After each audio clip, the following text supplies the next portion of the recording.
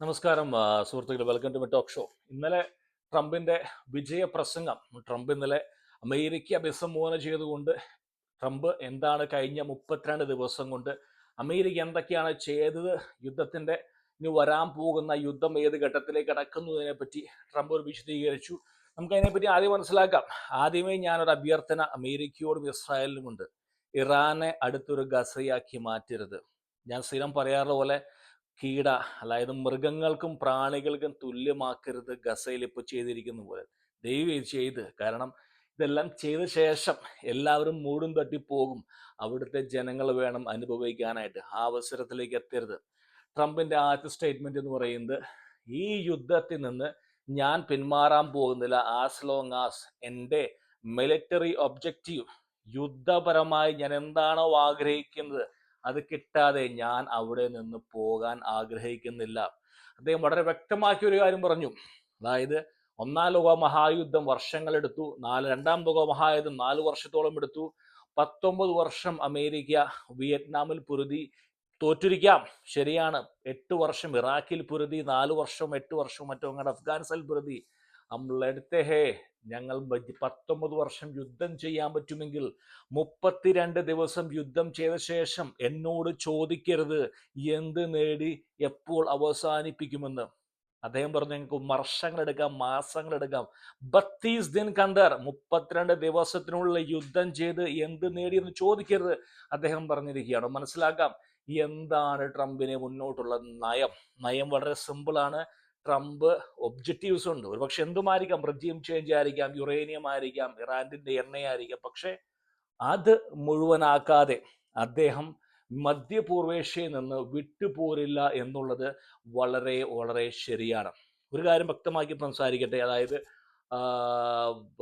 Boots on ground, മലയാളത്തിൽ ഒരുപാട് ചാനലുകൾ പറയുന്നു, അവിടെ ഇറങ്ങിക്കഴിഞ്ഞാൽ അമേരിക്കൻസിനെ കൊല്ലും, അമേരിക്കൻസിനെ പിടിച്ചു വിളമ്പും. അതിനെപ്പറ്റി ചോദിച്ചപ്പോൾ പീറ്റ് ഹെക്സത്ത്, ഇവിടുത്തെ ആഭ്യന്തര ഡിഫൻസ് സെക്രട്ടറി, പറഞ്ഞത് ഒരു ഓപ്ഷൻ മാത്രമല്ല അമേരിക്കയ്ക്ക്, 15 option. As a defence secretary 15ഓളം ആശയങ്ങൾ മുന്നോട്ട് വെച്ചിട്ടുണ്ട്. അത് 15 നാളെ 25 ആക്കാം, 50 ആക്കാം, അത് ഞാൻ തീരുമാനിക്കും. അതുകൊണ്ട് ആരും ബൂട്ട്സ് ഓൺ ഗ്രൗണ്ട് മാത്രമല്ല അമേരിക്ക ലക്ഷ്യമെന്ന് പറയുന്നത്. റെജീം ചേഞ്ച് സാധിച്ചോ? ആദ്യത്തെ ആര് പോയിരിക്കുക, രണ്ടാമത്തെ നിര പോയി, മൂന്നാം നിര പോയിരിക്കുകയാണ്. ആരാണോ അമേരിക്കയുമായി സംസാരിക്കുന്നത്, അല്ലെങ്കിൽ അമേരിക്ക ചായ്വുള്ള ഒരു സർക്കാർ വരുന്നത് വരെ ടോക്തേ രഹേഗ എന്ന് അടിച്ചുകൊണ്ടേയിരിക്കും. അതിന് ഈ പറയുന്ന റെജീം ചേഞ്ച്, റെജീമിന് ഡീകപ്പാസിറ്റേഷൻ, തലവെട്ടിന് ഏറ്റവും നല്ല വ്യക്തി എന്ന് പറയുന്നത് ഇസ്രായേലാണ്. അവൻ ചെയ്തുകൊണ്ടേയിരിക്കും. ഞാൻ പറയുന്നത് വ്യക്തമാക്കി മനസ്സിലാക്കുക. യുദ്ധത്തെ ആര് വിജയിക്കുന്നു, ദിശയിലേക്ക് പോകും തീരുമാനിക്കുന്നത് ചാനലുകളോ ഞാനോ ഒന്നുമല്ല. പണത്തിന്റെ മൂവ്മെന്റ്, ഡോളർ എവിടേക്കാണ് തിരിയുന്നത്, അവിടെയാണ് വിജയം. അവിടെയാണ് യുദ്ധത്തിന്റെ യഥാർത്ഥമായിട്ടുള്ള ആശയം അല്ലെങ്കിൽ അതിന്റെ ഫലം ഇരിക്കുന്നത്. എവിടേക്കാണ് പണം പോകുന്നത്? ട്രംപ് എന്താ പറഞ്ഞിരിക്കുന്നത്? സ്റ്റേറ്റ് ഓഫ് ഹോർമസ് നിങ്ങൾക്ക് വേണമെങ്കിൽ പോയി തുറക്കാം.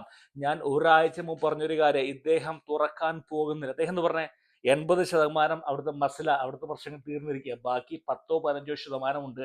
നിങ്ങൾക്ക് വേണമെങ്കിൽ പോയി തുറക്കാം. ഞങ്ങളുടെ ഒരു തുള്ളി എണ്ണ പോലും സ്റ്റേറ്റ് ഓഫ് ഹോർമസ് ഒന്നും വരുന്നില്ല. ഇത് വ്യക്തമായി മനസ്സിലാക്കുക. അതായത് ഇപ്പൊ ഇന്നലെ 40ഓളം രാജ്യങ്ങൾ യു എയിൽ കൂടിയിരിക്കുകയാണ്. യു എ അല്ല, ലണ്ടനിൽ കൂടിയിരിക്കുകയാണ്. ഒരു ഒരു കമ്മിറ്റി, ഒരു മഹാ അങ്ങാടി ഉണ്ടാക്കിയിട്ട് വന്ന് തുറക്കാനായിട്ട്. ട്രംപ് പറയുന്നത്, നിങ്ങൾക്ക് തുറക്കാൻ സാധിക്കുന്നില്ലെങ്കിൽ, തുറക്കാനുള്ള കഴിവില്ലെങ്കിൽ എണ്ണ അമേരിക്കയിൽ നിന്ന് വാങ്ങിച്ചോ. നീ വാങ്ങിക്കണമെങ്കിൽ വാങ്ങിക്കടാ. കാരണം ഇന്ന് ലോകത്തിലെ ഏറ്റവും കൂടുതൽ എണ്ണ കൈകാര്യം ചെയ്യുന്ന രാജ്യം അമേരിക്കയാണ്. ഇവർ ആരെ തോൽപ്പിച്ചിട്ടാ വന്നിരിക്കുന്നത്? വെനസുല എന്ന് പറയുന്ന രാജ്യത്ത് ഒരു പാവ സർക്കാരെ നിയമിച്ച്, ഒരു കാര്യം മനസ്സിലാക്കണം, പ്ലാനിങ്. ഇവർ ആദ്യം എന്ത് ചെയ്തു? മഡൂറോനെ മാറ്റി ഒരു പാവ സർക്കാരിനെ വെച്ച് അവിടുത്തെ എണ്ണ അവർ കൈകാര്യം ചെയ്യുകയാണ്. ഒരു ഭാഗത്ത് നിങ്ങൾ വ്യക്തമാക്കി മനസ്സിലാക്കുക. ജനുവരി 20 ഈ മനുഷ്യൻ വന്നതിന് ശേഷം കളക്ടിങ് ഓൾ ഡേറ്റ.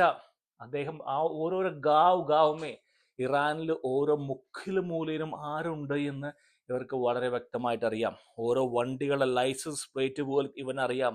ആര് എവിടെ താമസിക്കുന്നു പോലും ഇവനറിയാം. You don't trust me, AI യുഗമാണ്. ഓക്കെ, ഇവിടെ യുദ്ധം ചെയ്യുന്നത് സിവിലിയൻസും കൂടെയുണ്ട്.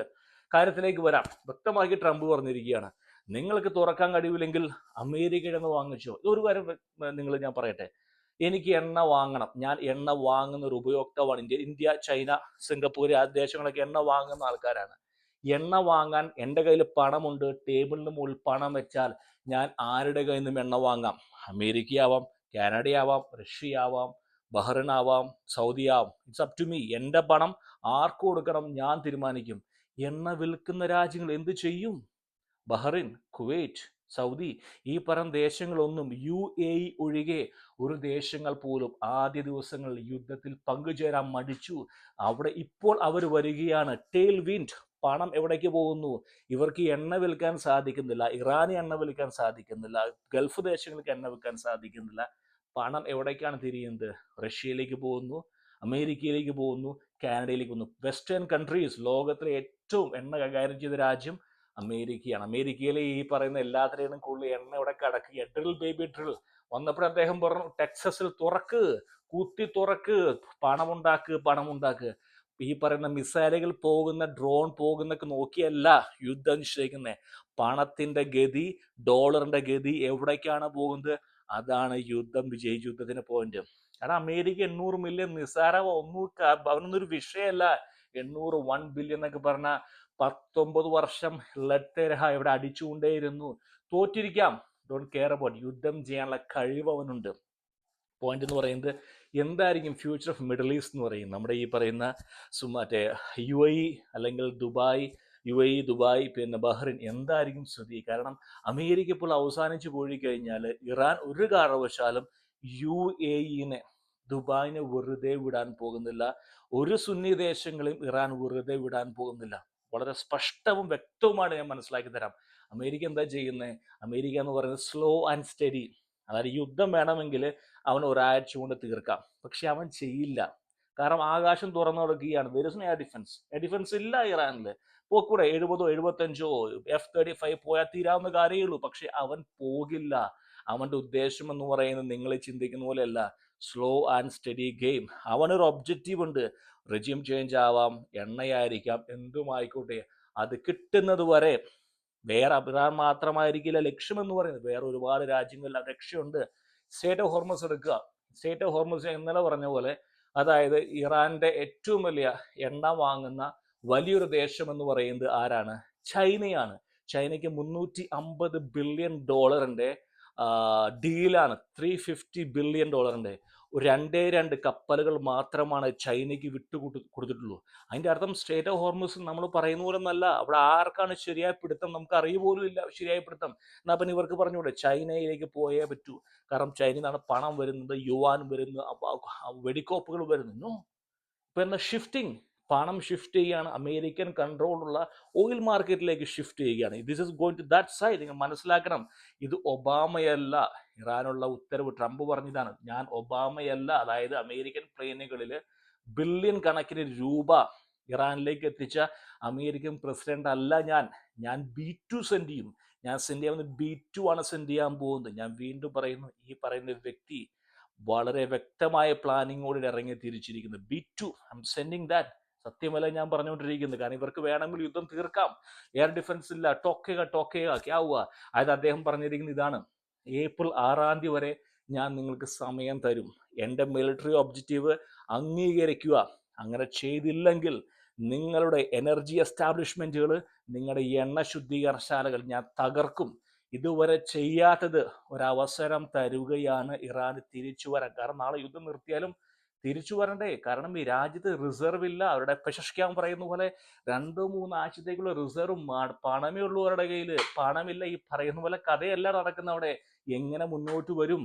അതുകൊണ്ടാണ് ട്രംപ് ഈ പറയുന്ന ശുദ്ധീകരണശാലകളെയും എനർജിയും ആക്രമിക്കാതെ ഗിവിങ് എ ചാൻസ്, ഒരു അവസരം നൽകുകയാണ് തിരിച്ചു വരാൻ. കാരണം യുദ്ധം നിർത്തിയാലും ജനങ്ങൾക്ക് ജീവിക്കണമെങ്കിൽ വെള്ളം വേണം, വൈദ്യുതി വേണം, ഈ പണം വേണം. ഇത് മൂന്നും ഇല്ലെങ്കിൽ എന്ത് ചെയ്യും?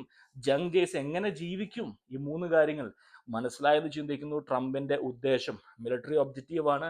ഹോർമുസ് തുറക്കാൻ പോകുന്നില്ല. പിന്നെ വേറൊരു മാഹോൾ, ഒരു അന്തരീക്ഷം പറയുകയാണ്. നാറ്റോ സഖ്യകക്ഷികൾ അമേരിക്കയെ വിട്ടെറിഞ്ഞുകൊണ്ട് പോകാൻ പോവുകയാണ്. നിങ്ങൾക്ക് എത്ര പേർക്ക് അറിയാം, കഴിഞ്ഞ 3 ദിവസം മുമ്പ് ഇറാനിൽ മുകളിൽ പറന്നു നടന്ന B-52 പറന്നു പൊങ്ങിയിരിക്കുന്നത് ബ്രിട്ടന്റെ മണ്ണിൽ നിന്നാണ്. പുറമേ ഒരു നാടകം കളിയാണ് ഈ പറയുന്ന. അമേരിക്ക എന്നുള്ള രാജ്യമില്ലെങ്കിൽ യൂറോപ്പ് ഇല്ല. അമേരിക്കൻ ഇന്റലിജൻസും അമേരിക്കൻ എക്യുപ്മെന്റ്സ് ഇല്ലെങ്കിൽ ആ നിമിഷം എന്താ പറയുന്ന യൂറോപ്പിനെ പുടിൻ ആക്രമിക്കുമെന്ന് അവിടുത്തെ നേതാക്കന്മാർക്കറിയാം. ഇത് വെറും ഒരു അന്തരീക്ഷം, ഒരു മാഹോൾ സൃഷ്ടിക്കുക, ഒരു കാലാവസ്ഥ, ഒരു പുകമറ സൃഷ്ടിക്കുക. എന്തിനു വേണ്ടി? ഇറാന് മെസ്സേജ് കൊടുക്കുക, ഞങ്ങളെല്ലാം വ്യത്യസ്തമായി നിൽക്കുകയെന്ന്. ഇവരുടെ യഥാർത്ഥ കളി എന്ന് പറയുന്നത് ഡോളർ എവിടേക്കാണ് തിരിയുന്നത് അവിടെയാണ് വിജയം. അല്ലാതെ ചാനൽ വന്നിരുന്നുകൊണ്ട് വളു പറയുന്നതിനല്ല യഥാർത്ഥ വിജയം. മനസ്സിലാക്കുക.